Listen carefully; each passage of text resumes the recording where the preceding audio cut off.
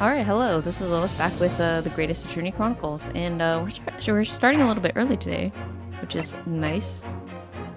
But yeah, let's continue our adventure in episode 4.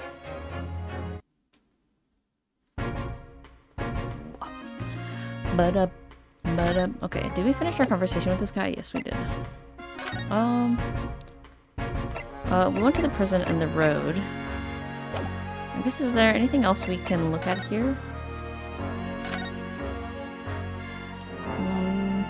Alright, let's take a look around here, I guess. Might as well.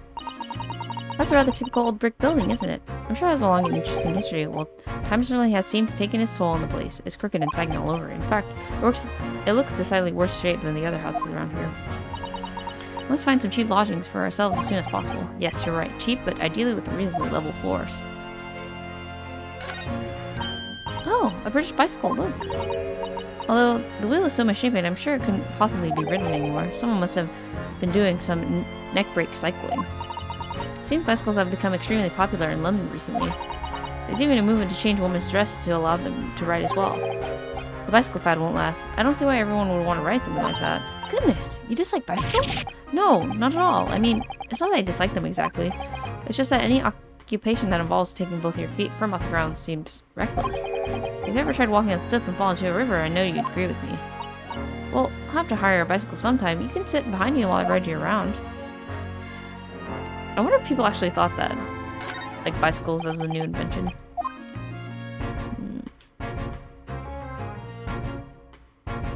Isn't it interesting to think how, like, so many things we feel like are so normal and typical, like, were only invented, like, 100 years ago. Oh, look at the windows of that building there. Are you sure they're windows? Yes, but they're filled in with bricks. Oh, you're right. I wonder why. Perhaps it's an empty property where nobody lives at the moment. There's smoke coming from the chimneys, though. Oh dear, and everything still feels very foreign. There's so much we have to learn about this place. Dun-dun, dun-dun-dun-dun-dun. Smokestack? Do you see all the black smoke rising from the chimneys over there? It says here that in Great Britain, many people heat their homes in winter using coal. The only chimneys I really remember seeing in Japan were on top of the bathhouse. Do you think some of those houses could be on fire? Not at all. Well, even so, that much thick smoke billowing up to the heavens is surely going to turn the whole black sky black sooner or later. Gosh, you may be right about that. The clouds look so big and heavy in the sky, don't they? And with the dense fog as well, everything looks hazy. Well, it is known as foggy London town. I can just make out some sort of spire through the fog. It looks like it's still being built, though. Aha, yes! This must be the Crystal Tower being built for the great exhibition that's opened in 6 months' time. Apparently it's going to be very striking, glazed on all sides, and the symbolic centerpiece of the exhibition. It's to be the largest exposition in history, is it? It's to be the largest exposition in history, is it? I can't even begin to imagine it. Yeah, isn't it interesting? There's like a thing called the World Fair that used to happen. I wonder why, what happened to it, I guess. Or if it still goes on. There are piles of snow on the pavement here and there, but the road itself is covered in carriage tracks. It seems carriages often travel down by our road. It soon disperses all the snow. I slipped over when I was walking down the pavement earlier. It seems like it would be far safer to walk on the road instead. Oh, but you're rather small, Mr. Naruhodo, and dressed in all black. I worried coachman might not see you and you'd be flattened by horses. Well, thank you for the rather small concern.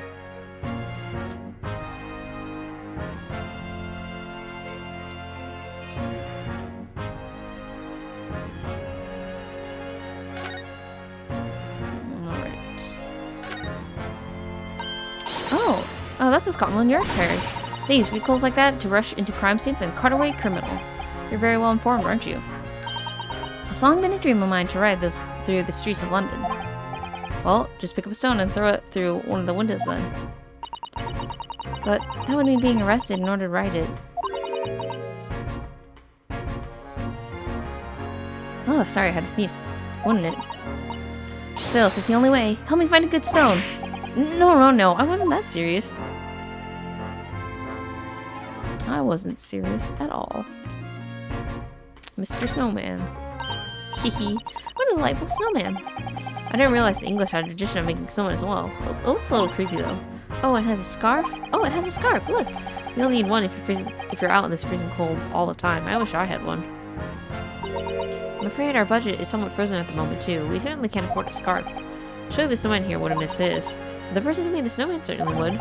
Yes, I know. You're right. Anyway, even if I borrowed it, it wouldn't do much to warm my neck, would it? It's covered in snow. That is true. That's one of the officers from Scotland Yard. The police are making sure the crime scene is undisturbed. I have a feeling that if we wander too close, we'll be clapped in irons. I think perhaps you're being a little overcautious. We've done nothing wrong, so we have no cause for concern. Oh no, I'm not getting caught out again. Twice is enough. Twice I found myself in handcuffs despite not knowing a thing about what was going on. Yes, you've had some dreadful experiences. I'm sure it's that wide-eyed look of panic you're so prone to. It doesn't need no patience at all. Ugh.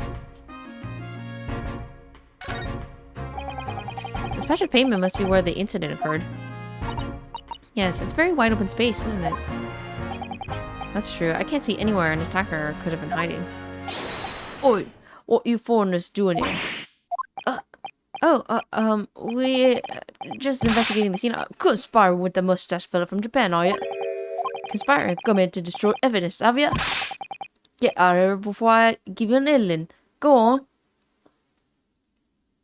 I cannot do the London accent at all, and I apologize. He shooed us away like rats.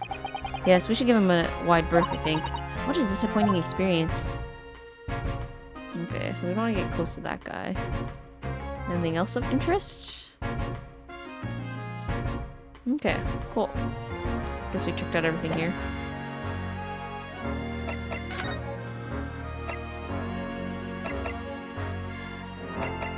Alright, let's go to Holmes's suite. Can we really visit, I think? Oh, pinch me, I must be dreaming. Oh.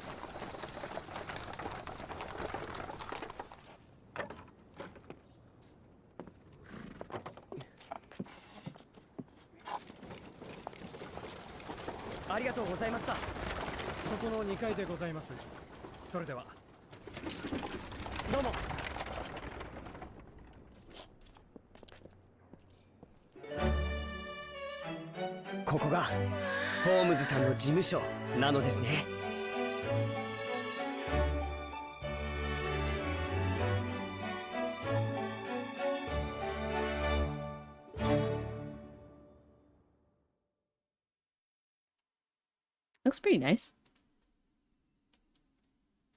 There's a knife in the wall. 19th February, 12:53 p.m. Holmes's suite. Sholmes's suite. So this is where the great detective makes his living. It feels surreal to be here somehow.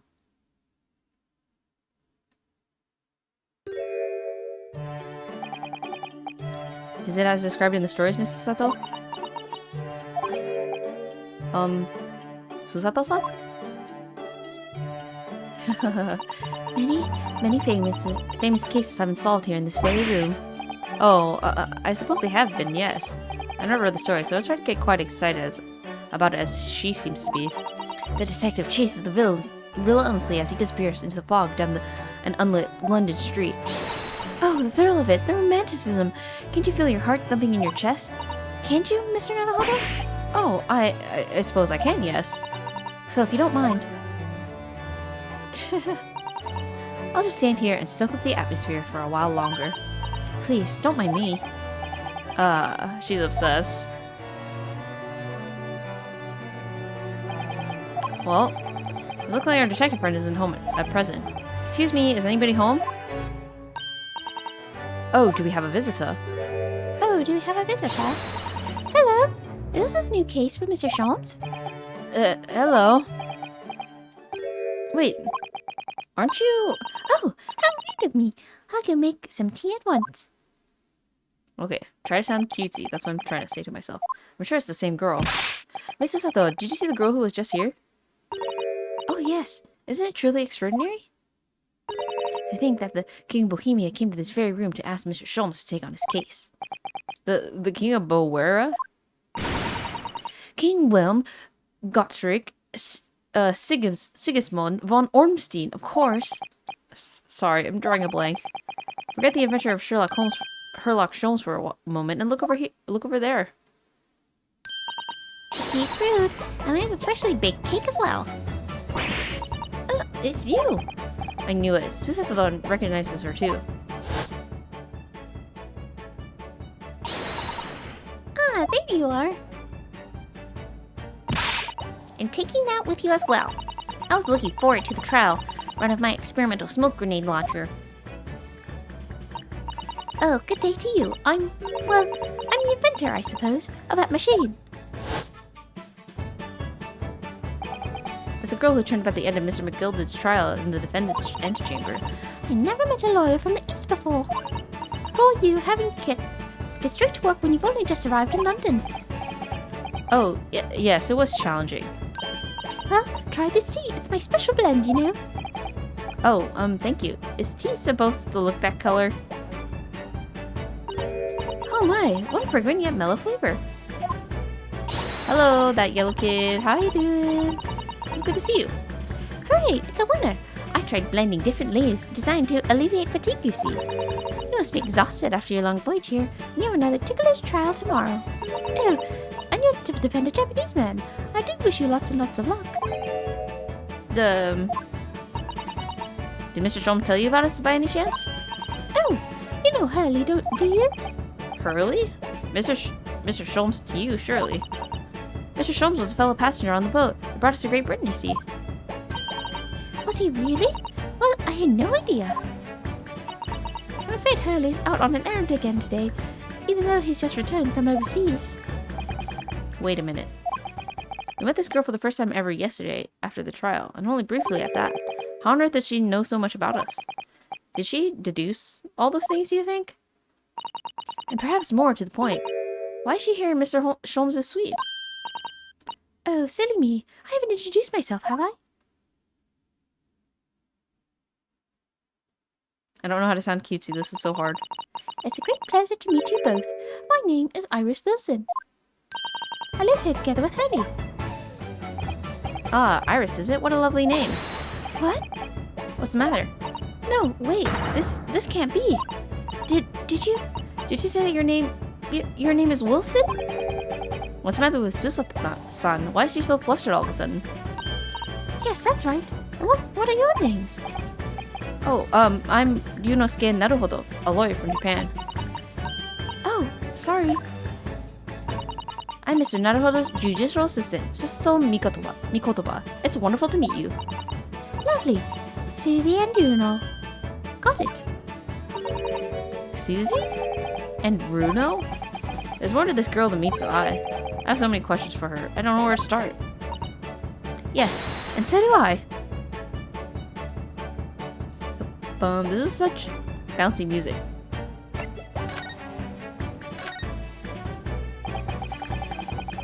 It was you that we ran into yesterday, wasn't it, at the Old Bailey? Yes, that's right. You were ever so helpful. Thank you so much. Oh no, not at all. I'm sorry we couldn't have been more welcoming. Though, at the time, we did have a rather large gun pointed at us. Oh my gosh. Like this? Ah, thinking back now, you left with Miss Lestrade in the tow, did you? Oh yes, that awkward witness, Gina Lestrade. Oh, Ginny? Yes, she's a professional pickpocket. So we found out. It was very naughty of her to pinch my invention like that. Are you referring to that trial-disrupting gun-like contraption? Exactly. So I followed her, you see, to get her back. Perhaps I should think about fitting a self-destruct mechanism in my inventions. This girl is dangerous. Anyway, I brought Ginny back here after that, so she could apologize to my trusty technician. Sorry, you're a technician? Hurley, of course, silly. Hurley? Yes, Herlock Sholmes. We live here together. I had no idea the great detective had such an interesting young daughter. Daughter? Not likely. What? I wouldn't call him Hurley if he was my father, would I? Well then, what is your relationship with Mr. Sholmes? Well, I expect you found out that my lodging of any kind in London are very expensive. So the solution is to share the cost with a partner, a roommate. Your roommates? I hope you don't mind me asking, Iris, but how old are you? 10 at last this year. Well, what of your mother and father? Oh no, they're not around. Oh, I see. I wonder what the story is there. Oh yes, there's something I must ask you. Of course. Go ahead, Susie. I'm a very great fan of The Adventures of Sherlock Holmes and... Oh, you have a copy of Rance magazine. Yes, I read every issue. It's delivered all the way to Japan on a ship. Oh, this is so exciting. My stories were being read on the other side of the world. My stories? Oh, she writes them? Whoa. That's right, Hurley is always solving such amazing cases, you see, and he tells me all about them. They really are quite fascinating. It would be such a shame if I was the only one who ever heard them, don't you think? Goodness. Last night, he was telling me all about the new case he just solved on a steamship traveling from a faraway land. So I was just in the middle of typing up the manuscript for the first issue before you came. So you are the author. Yes, I'll let you in on a secret if you like. I'm going to call the latest adventure The Speckled Band. The Speckled Band? That's certainly very familiar. Of course, I always change one or two details in the stories, here and there. This time, I had the idea of making it a venomous snake to be the cause of all the trouble. Oh, that was Mr. Sholmes' first thought as well, actually. Oh, yes, and of course I know that a snake might not be a credible fit for the facts of the case exactly, but it's a story. Some poetic license is justified to make it more thrilling, I think, don't you? So, do you mean to say, are the stories about Mr. Sholmes that are published in Rance magazine? All written by me? Yes, on my wonderful and very modern typewriter. But all the stories I ever read are written by a doctor of medicine, Dr. John H. Wilson. Susan's getting more and more worked up. Ah, yes, that's me. I mean, my name really is Wilson. But what about the doctor of medicine part? That's all true too. I am a doctor of medicine. No, at 10 years old? At 10 years old. What? Well, that's quite incredible. But Dr. Wilson is an English gentleman. Ah, yes. I did alter the setting slightly for the stories to be more compelling. Oh. Well, it does sound a little strange, doesn't it? Great detective with a 10-year-old girl in tow. I suppose it does, yes. Poor Susato-san. She looks like her whole world has just fallen apart. Oh, man. About before. Yes? What's on your mind, Bruno? Do tell me. How did you know? That I was a lawyer? That we just arrived in London, I mean. Yes. Oh, and now we have a difficult trial tomorrow. How did you know all of that? Oh, that's what you mean. Please, tell us how you did it. Explain every detail. Of course, I'd be delighted. Although, there's really no mystery. Now, let's begin. Iris Wilson is proud to present her Logic and Reasoning Spectacular. Oh, it's her turn. Oh. First of all, I knew already that you were a lawyer, Bruno. After all, I met you yesterday at the Old Bailey in the defendant's antechamber. But you also said that we'd only just arrived in London. How did you know that? I observed a passport and travel ticket protruding from your breast pocket. Oh. So I was reasonably confident that you must have only just arrived in the country. And on top of that, you accepted a case against that particular prosecutor, telling me you were unaware of London's court affairs. The Reaper of the Bailey. I walked right into that one, didn't I? Then I noticed a red ink stamp on the back of Susie's hand. You were given that when you visited the local prison to meet with a suspect, weren't you, earlier today? Huh? The usual stamps keep a close eye on comings and goings, you see. I didn't realize. And the red stamp is only used for people visiting foreign inmates. So, that told me that even though you had only yesterday concluded the trial of Magnus McGillicuddy, the two of you had already had cause to visit a foreign inmate at a local prison. However, neither of you was wearing a particularly sad expression on your face, so I concluded that the prisoner was unlikely to be a friend or a relative. That led me to believe that you have accepted a new case. I see. But how could you have known that the trial was tomorrow? Well, having barely been home a few hours yesterday, Hurley solved yet another case. It obviously amused him. He told me that he caught a Japanese man who was bawling and trembling. A Japanese man? Well, that clearly must have been Mr. Natsume.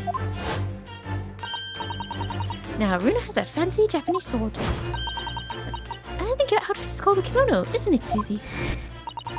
Well, anyway, it's clear to me that you both came from Japan yourselves.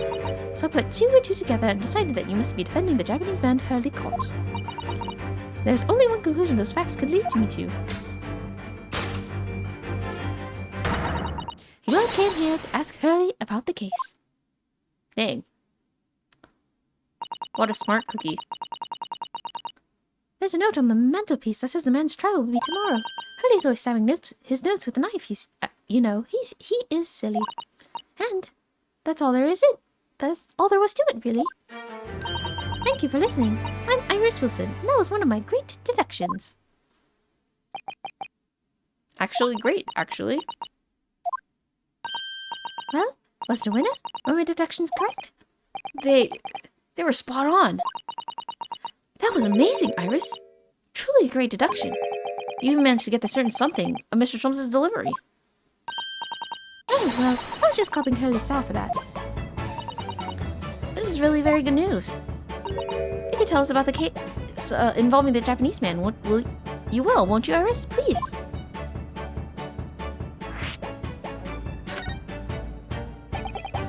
So yesterday, Mr. Sholmes apprehended the Japanese man, you were saying. Yes. Hurley had just arrived back in London after his sea voyage. The police were waiting for him at the railway station, taking directly to the crime scene. Ah, the great detective is a popular man, it seems. Apparently, a woman was stabbed on the quiet street somewhere in town. There were witnesses who had seen a short, shifty-looking stooped man running away from the scene. A short, shifty-looking stooped man. Mr. Natsume, beyond any doubt. Soseki-san said that he didn't see anybody else on the street at all. But it seems that there were witnesses after all. Hurley used his great deductive powers to determine the man's address. It was the lodging room very nearby. He went directly there with the police, and what did they find? In short, a short, shifty-looking stooped man, shivering in fear. Mr. Sholmes' great deduction certainly hit the mark that time. Of course it did. He's a great detective. So, that means the incident occurred only 2 days ago. Surely tomorrow is too soon for the trial, isn't it? Definitely. We have no time to investigate properly. Hurley says that London is rife with crime. Oh. Scotland Yard is doing its best, but they can't stay on top of it, apparently. Oh dear, I hadn't realized the situation was so dire. That's why they can't afford to spend too much time investigating cases and trying the criminals in court. Staff and money are both short. Crimes are usually pinned on the first suspicious person. That's terrible. I suppose it's the harsh reality of the workings of the world's greatest justice system. I suppose it is, but in that case, I don't hold that much hope for Soseki-san.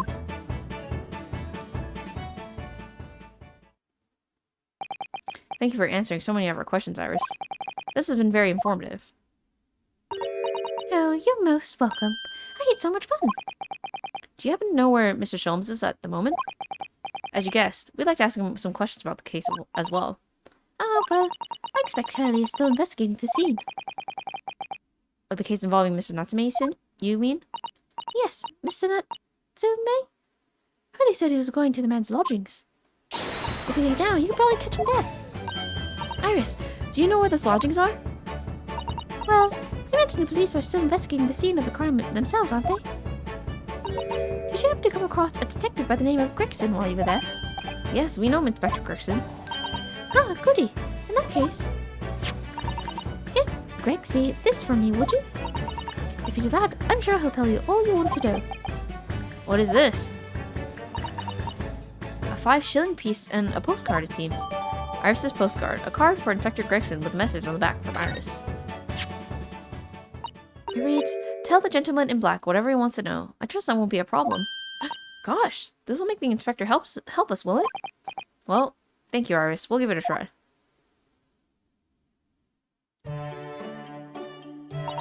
Good luck then. I'm going to return to writing my manuscript, The Speckled Band. I'll be making more special blends of tea, so come back again soon. Well, we'd be delighted. Thank you so much, Iris. Thank you so much, Iris. Well, Mr. Nutho, it's back to the scene of the crime.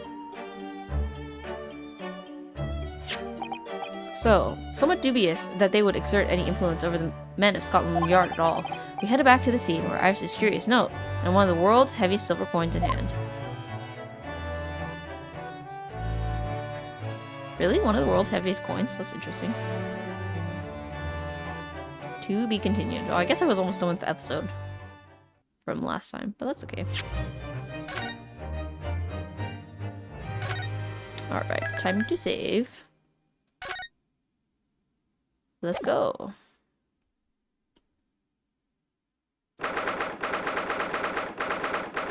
19th February, 2:38 p.m. Briar Road. It looks like the police are still here, carrying on with their investigation. Perfect. So let's find Inspector Gregson as quickly as possible. Yes, and let's see if he'll take a break from his chips to look at that silver tip Iris gave us for him. Alright. So let's give him the thing.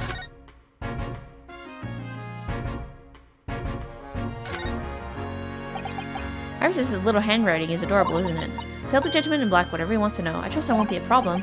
Yes, the handwriting might be adorable, but the message is ominous. There's no room for sentiment there. I'm sure it's simply the way you're interpreting it, Mr. Nuttlehobo. Anyway, I do hope the inspector will tell us that we need to know what we need to know when he reads it. You don't think it'll just make him munch piping hot chips until the steam comes out of his ears, do you? Well, that wouldn't be an entirely terrible outcome. Alright. Oh, I can press present? Ah, wrong thing, wrong thing.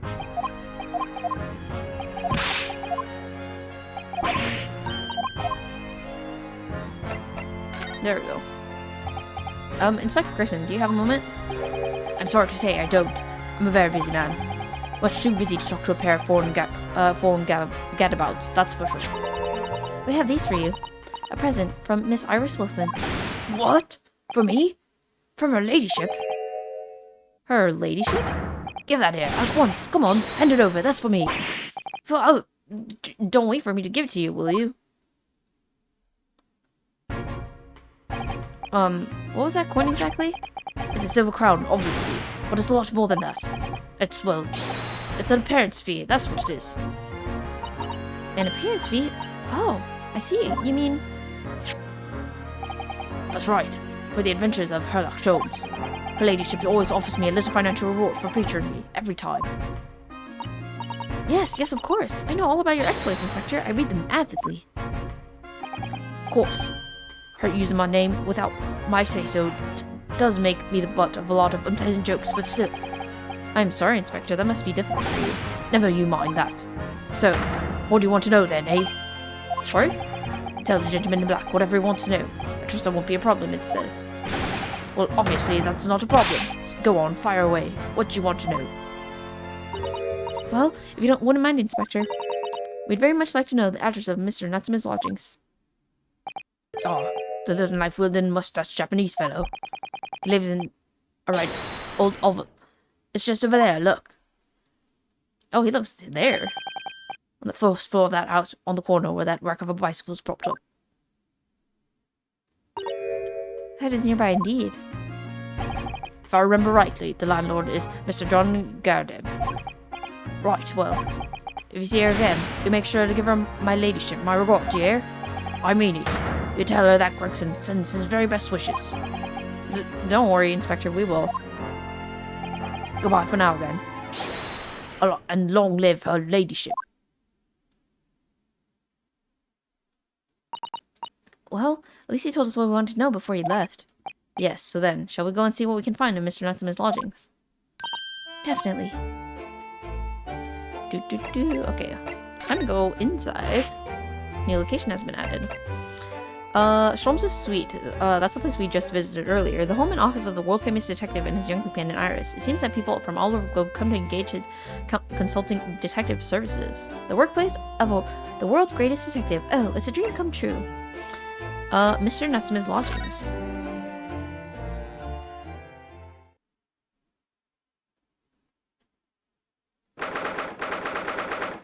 19th February. Mr. Natsuma's lodgings. Oh, hello. May I help you? Ah, yes, this would be the residence of Mr. John Garadeb? Indeed it would, sir. And who, may I say, is calling? My name is Junosuke Naruhodo. Mr. Naruhodo is representing Mr. Soseki Natsume. I believe he takes lodgings here? We would very much like to ask him some questions about our client. One moment, please. I shall convey the message to Mr. Garadeb. Did you see that, Mr. Sato? That was a real-life English maid. I know. And as I understand it, everyone of standing in English society employs a number of household staff. But that was the first time I've ever seen one in the flesh. Oh, this day keeps getting better. It certainly feels like we've really arrived now, doesn't it? We only need to meet a butler and the experience will be complete. Well, I'm not sure if I go that far, but I understand the sentiment. Thank you for waiting. Mr. Garadeb will see you now. This way. Okay. The lodging of Mr. Soseki Natsume, according to the information gleaned from Inspector Gregson. Alright. We can look around the room a bit. Let's see. Look at that enormous screen. It must have been put there deliberately, surely. Yes, it certainly seems like someone's trying to hide something from view. What could be behind it, I wonder? I'm going to have a very quick look, just a little peek. Ahem! Ahem! Maybe let's not, Mr. Sato. I think the maid is going to head us off with a cup of tea. Ahem! Ahem! Look at that. What's that on the ground? Oh, look! What a wonderful collection of cakes lined up on that gleaming silver cake stand. Lined up? Looks more like someone has half demolished them to me. Afternoon tea time is of indulgence, you know. It's quite the English way. It is Mr. Garadeb's custom to take 2 cakes with his tea. That sounds delightful.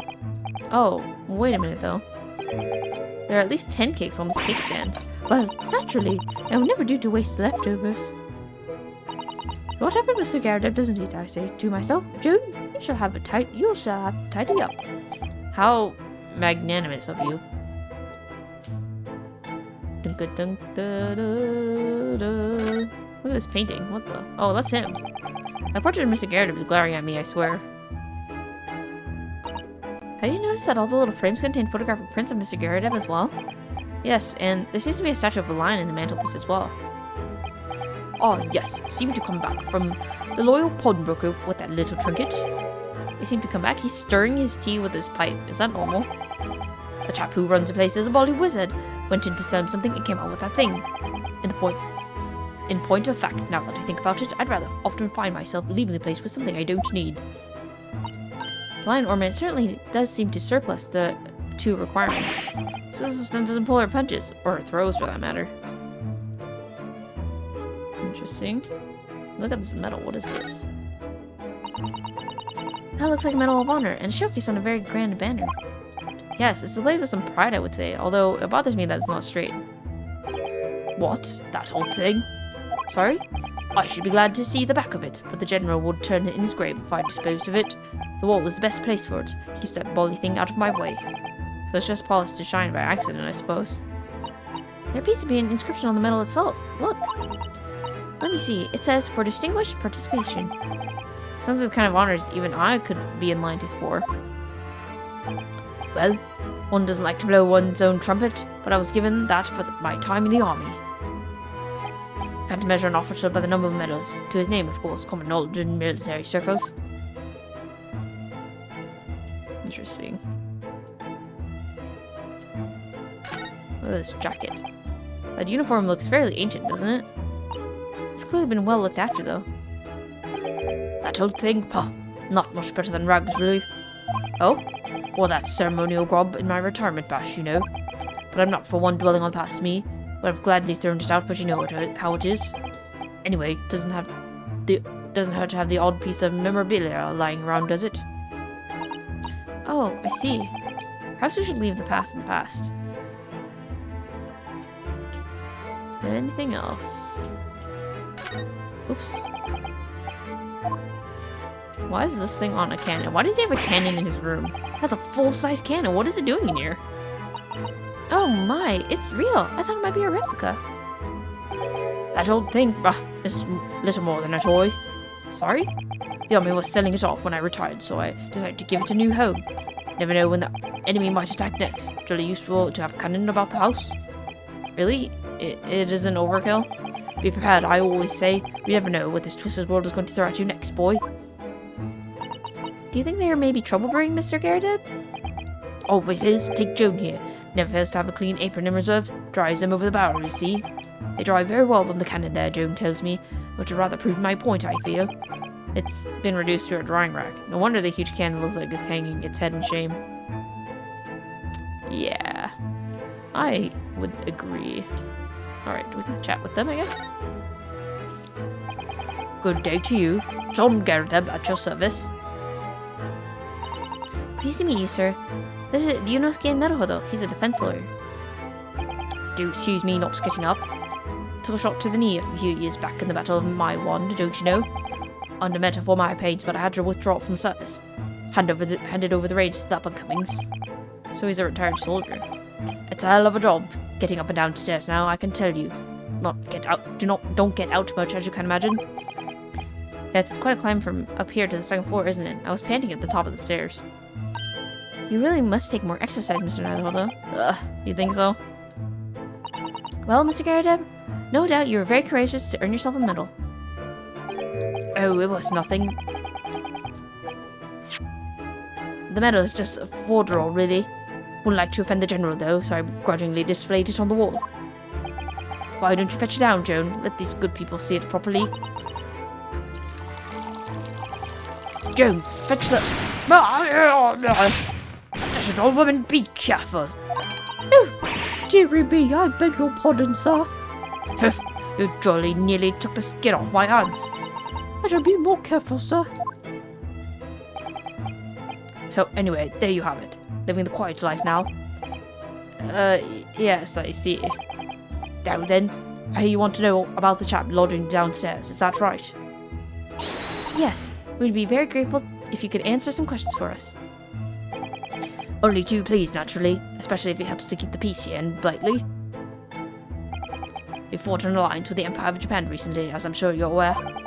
So this case very much in the public eye, I suppose. Oh, is it? Even had some famous detective poking around, you know, in this old house, would you believe? Yes, Mr. Herlock Sholmes. Could have been. Didn't catch the chap's name. Not really my cup of tea, all that detective business. Oh, but you have a copy. No. Anyway, the chap's investigating the foreigner's room as we speak. So he's in Sosuke-san's room.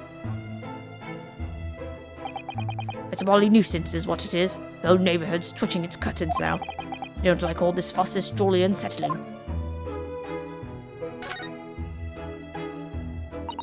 Well, Mr. Nesme then, Mr. Garrett, please do tell us. Oh yes, the Japanese chap. Only been lodging here for a week. Oh, just 1 week? So we moved in very recently then. I have two lodgers most of the time. One on the ground floor and the one just below us. The first floor room became available a week ago, you see. Then Dash it all, Joan, do be careful. Oh, my goodness, I'm terribly sorry, sir. If you want to know my opinion... Buck, right on her cheek. Buck. I thought he was a sagey short from the moment I set eyes on him. Oh, why? He seemed to have the most nervous disposition, always shaking and looking over his shoulder. The man had shady written all across his sweat-soaked brow, if you ask me. I said to myself, Joan, that man is trouble. Sooner or later, he's going to do something untoward. And I'm really wrong about that, anything. Wouldn't be calling this maid as a witness, that's for sure. Was there anything else that struck you as suspicious about the man at all? Yes, oh yes, indeed there was. And she's dying to tell us. Did you notice anything else about your lodger, Mr. Natsume? Oh my word, yes. The man was shaggier than Lawson. Could you elaborate? Well, take the man's room. Absolutely stuffed full of books it is. More than anyone I could ever read. And he never so much passes the time of day with another living soul. I haven't seen a single visitor call. He just trots off to that old bookshop every single day and comes back at 5 to light the gas fire. And the funny little man is up long past the time everyone else in the house has gone to bed too. Oh, I see. The gentleman on the ground floor goes to bed at around 9 each night. I've never known that Japanese fellow to retire any earlier than 2 in the morning. Ah. Could we clarify something, I wonder? What, pray? How do you know so much about Mr. Natsume's routine? I understand that neither of the lodgers live on this floor of the house, is that correct? That's right, yes. They're both below us, on the first floor on the street level. Then, how does it that you know so much about the lives of your lodgers? The precise times that they come back in the evening, for example, even the times they go to bed.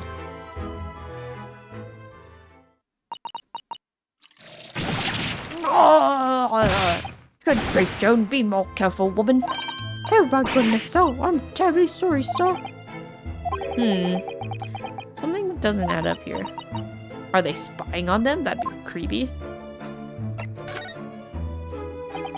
Seems that the incident took place around 5 in the evening. Did you happen to look out from the window around that time? The window? Yes, we noticed that the window over there looks out over Briar Road. The incident took place on the pavement just on the far side of the street. Was there anyone suspicious loitering nearby? 5 o'clock is dinner time in the Garab household. So I'm afraid I don't remember seeing anything. How about you, Joan? No, sir. It would have been dusk outside already at that hour. And with fog as well, I should think it would have been quite impossible to see the other side of the road. Oh, I see. Did you notice anything out of the ordinary then? Such as? Anything at all, even if it seems unrelated. Well, yes? Was there something then? well, it's nothing particularly significant, but at around that sort of time here, there... For the love of God, Joan, watch what you're doing. Oh, dearie me, what have I done? I'm awfully sorry, sir. Do be more careful, woman. Of course, sir. If I may, Mr. Narrow Hollow. Oh, yes? I have an exceedingly good memory, and as far as I remember, nothing of any significance took place here at that hour. Nothing at all. Oh, really? Mr. Gerda? The way you were talking before, it sounded rather like there might have been. Oh, well, as I was saying, it was a Joan, dash it all, what is the matter with you, woman? Begging your pardon, sir. Nothing happened.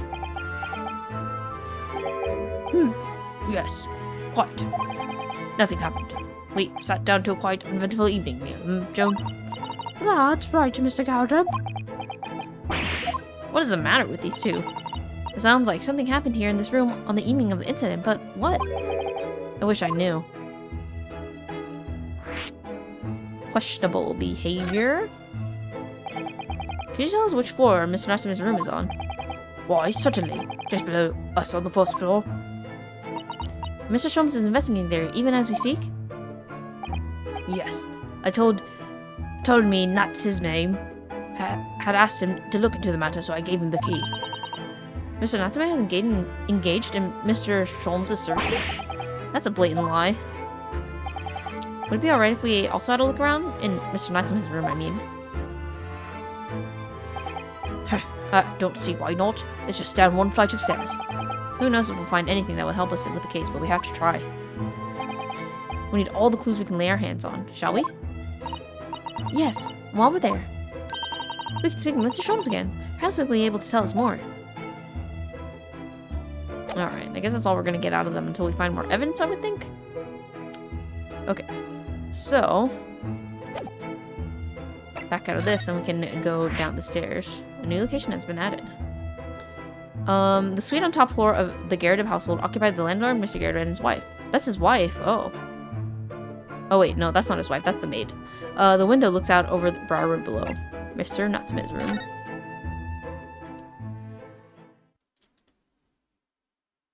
Whoa, so many books. Holy crap.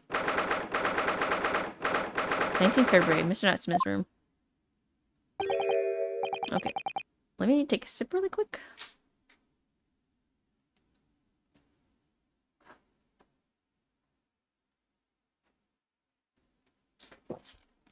Okay. What? Just look at this place. And smell it. It's so musty in here. I suppose it's the mountain of old books that are responsible for that.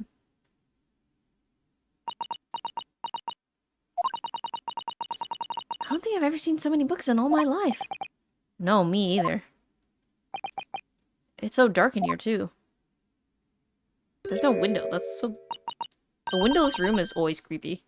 Is that the window over there? Well, it was the window, I think, yes. Once upon a time. For some reason, it's been closed up with bricks and mortar.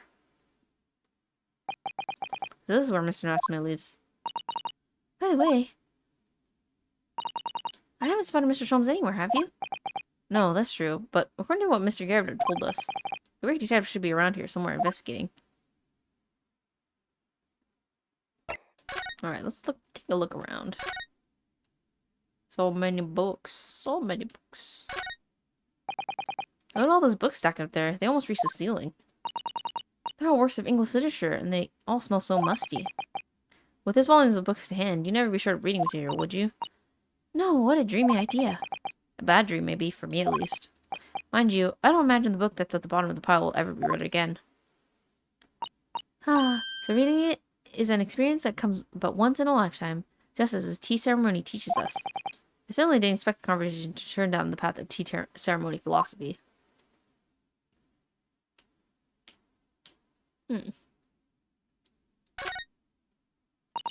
That desk seems to be wedged into a crevice between the mountains of books on either side.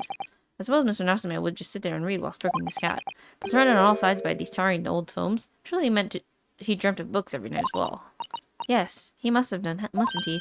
Oh, what's this? It's a receipt from a second-hand bookshop. Your books. Oh yes, Mr. Natsume's name on it. Look, and the date of purchase. 2 days ago at 4:45 p.m. That's the day of the incident.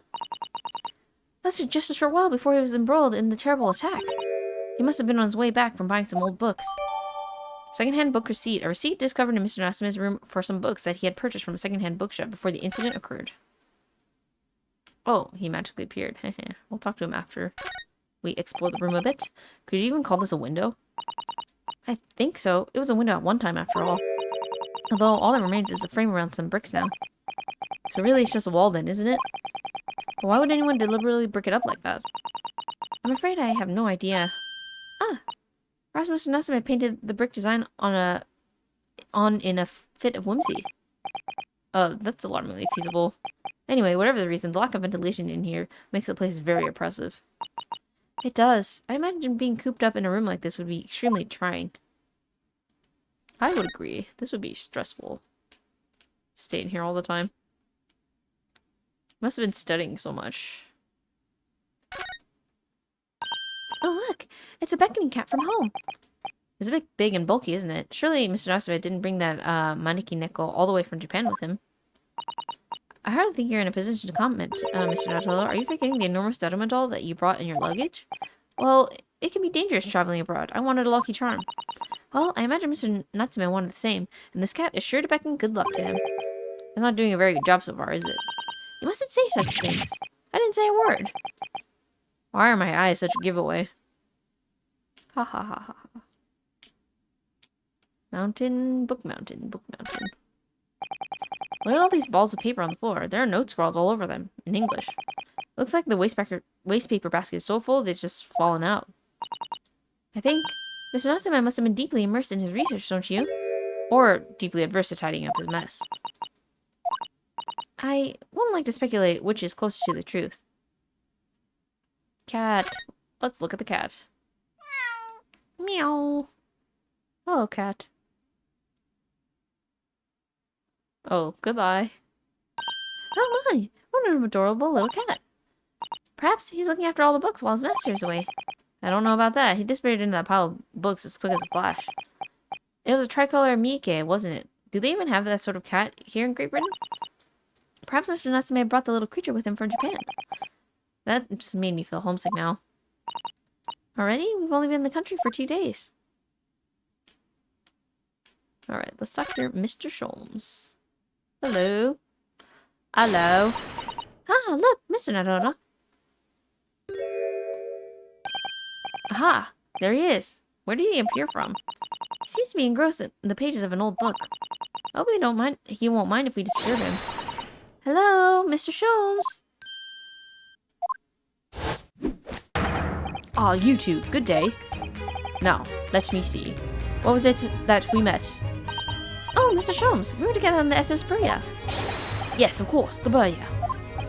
And let me see. What happened on that voyage? It was Kazuma Asugi. He died. Tragically, but you were a great help to us. Ah, yes, but of course. The case of Mr. Asugi. It was one with the snake, wasn't it?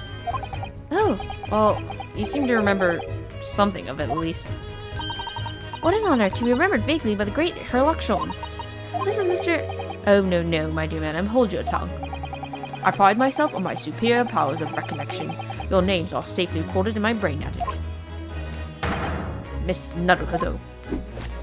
And Mr. Susato. Try the other way around, Mr. Sholmes.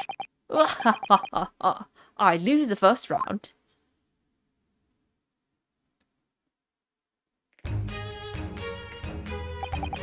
In truth, I had hoped to invite you both to my baker suite the day we arrived in London.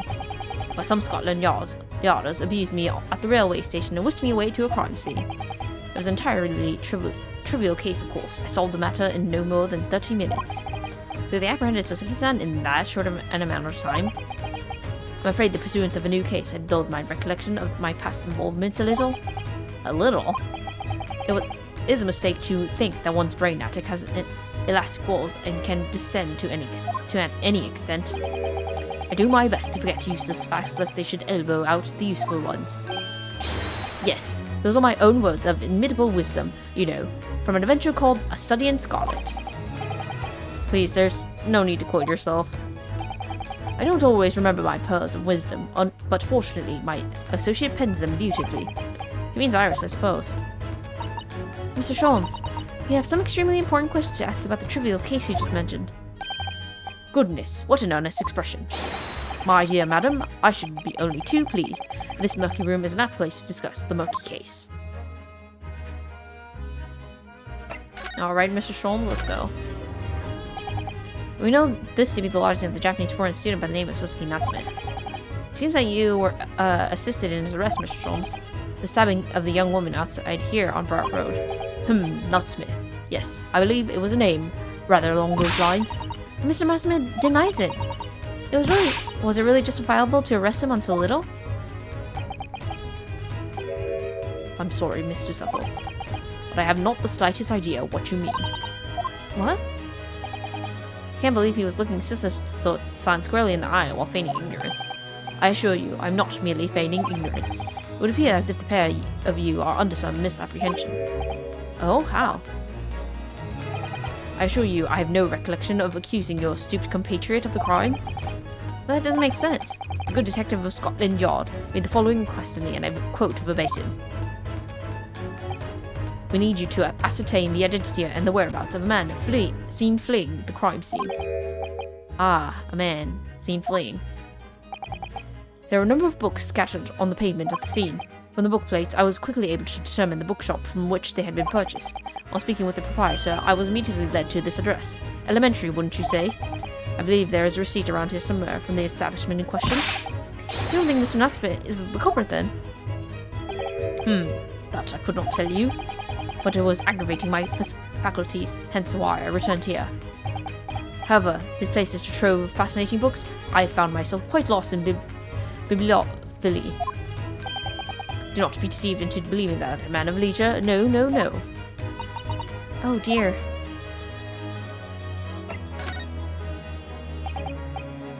Ah, tell me. Have you encountered the landlord of these lodgings? Yes, Mr. Garadem, a retired military man. It was the first time I've ever met a soldier from the great British institution that is the services. And that was the first time I've ever met a maid from the great British institution that is service.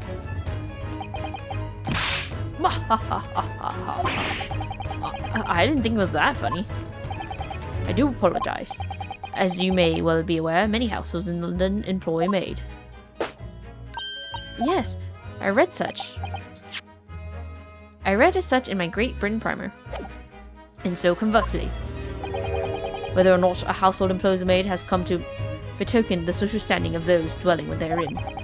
Betoken their social standing? Sorry? Put simply, my dear fellow, those who employ at least a single maid are considered middle class. Those who do not are beneath that. In the upper echelons of society, of course, households employ enough staff to constitute a large family. Goodness, how extraordinary. As you can appreciate, for those on the precarious boundary between middle and lower classes, being able to afford just one maid is of the first importance. I had no idea. And it is for precisely that reason that I find great stimulation in the situation upstairs, specifically in the retired army veteran, Mr. John Garradeb. Oh? Affable as he is, the fellow is hiding something. Whether or not it imposes on the circumstances of this case, I am as yet unable to ascertain. I'm thoroughly lost on what he means to say. This room is thoroughly suffocating for the soul, my dear fellow. I assure you, any man whose lot is to dwell in a place such as this will stab somebody sooner or later. Mr. Natsume has stabbed no one. Ah, but sooner or later, as I said. I don't believe that's the issue here. About this little dark room, Mr. Sholmes. Why is there no longer a window? Do you have any idea? No window? Well, I mean, I can clearly see that there is a window of sorts. But it's been completely blocked off with bricks. Ah, I see. The answer to that question is quite simple. Window tax. Window tax? What is that? Surely, not a tax on windows? Precisely that. Oh my goodness. Until relatively recently, a tax was levied on households in this country by the number of their windows. Those of lesser means, have inherited a sizable and costly family home perhaps, rapidly closed windows up. While the rich opened windows here, there, and everywhere, in an effort to curry favour with those in power by furnishing them with large sums of tax money. How awful and unjust, forcing people to live in rooms devoid of light. That is terrible. What a terrible tax. Indeed, disease was rife as a result. For some 40 years ago, thereabouts, the window tax was abolished. But its legacy remains, as you can see, in squalid lodgings such as these, for example. Was that a real thing? That'd be really interesting. I kind of want to look that up later. I suppose Mr. Natsume's stipend for living here in London isn't very generous, perhaps. It would appear so. I've done a little digging and discovered that these lodgings were offered at an extraordinarily low price. Because the room is so awful, I should think. Apparently, Mr. Natsume only moved in here about 1 week ago. Yes, that's correct. However, I don't believe the low rent is explained by the shabby nature of the accommodation. Oh? Still, that is of little relevance here. A matter not worthy of further attention. Are you sure? I'm curious now.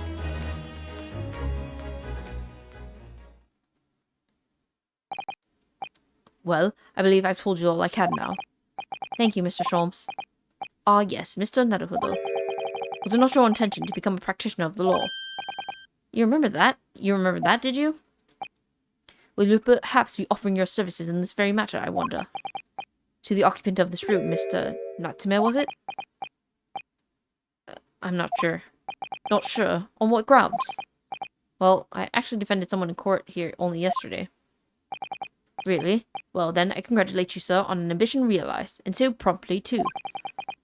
The thing is, it's really made me question things. Am I right to believe in my clients? To trust in their innocence? Yes, trust. Mr. Sholmes. Mr. Natsume didn't do it, did he? My dear fellow, I haven't the first idea. Oh, but I thought that's why you were here. Didn't you come back to investigate? Ah, yes. That was indeed my initial intention. But there are simply too many fascinating books here. I couldn't possibly ignore them. Oh, I see. Nevertheless, there are two facts that I can state quite unequivocally. The man who fled the scene of the crime 2 days ago was this Japanese occupant of this room, and there are witnesses who swear on having seen the same man commit the crime. That is all I can say. Ah, and one more thing. Oh, what is it, Mr. Sholmes? Tell us. I cannot say with any certainty whether or not it is of relevance to this case, but I'm quite sure the retired army man who owns this property is hiding something. Mr. Garrideb is? Mr. Sholmes said as much before actually, didn't he? Anyway, at present, that is really all that plays on my mind in relation to this case. Mr. Netherhollow. As yet, our investigations are uncovered nothing that could help establish Mr. Natsume's innocence. No, you're right. Perhaps it's time we probed a little deeper into Mr. Garrideb's secret. Just remember, I cannot be sure whether the landlord's secret will prove to be of relevance or not. I wish you every success, of course, Mr. Netherhollow. A busy man indeed. He's gone back to his book in the corner of the room. Alright, let's go.